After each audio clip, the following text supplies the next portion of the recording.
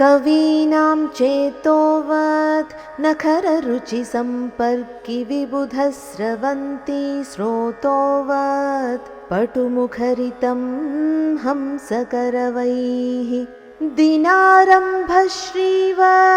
नियतमरुणच्छायसुभगं मदन्तः कामाक्ष्याः स्फुरतु पदपङ्केरुहयुगम्। कवीनां चेतोवत् न खररुचि संपर्कि विबुध स्रवन्ति स्रोतोवत् पटु मुखरितं हंसकरवैः दिनारम्भ श्रीवत् नियतम् अरुणच्छाय सुभगं मदन्तः कामाक्ष्याः स्फुरतु पद పంకేరుహయుగం। కవుల మనస్సులు నా ఖరరుచి సంపర్కి అంటే కఠినత్వం లేని మృదుత్వంతో శోభిస్తూ ఉంటే, అమ్మ పాదాలు నఖర రుచి అంటే కాలిగోర్ల యొక్క కాంతితో మెరుస్తున్నాయి।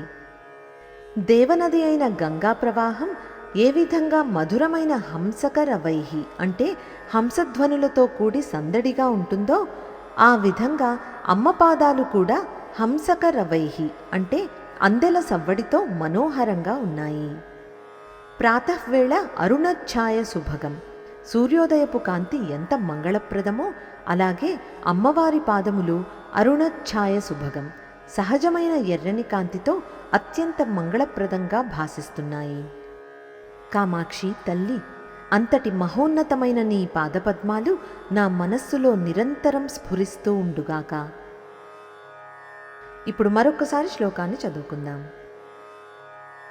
కవీనాం చేతోవత్ నఖరరుచి సంపర్కి విబుధస్రవంతి శ్రోతోవత్ పటుముఖరితం హంసకరవైః दिनारम्भश्रीवत् नियतमरुणच्छाय सुभगं मदन्तः कामाक्ष्याः स्फुरतु पदपङ्केरुहयुगम्।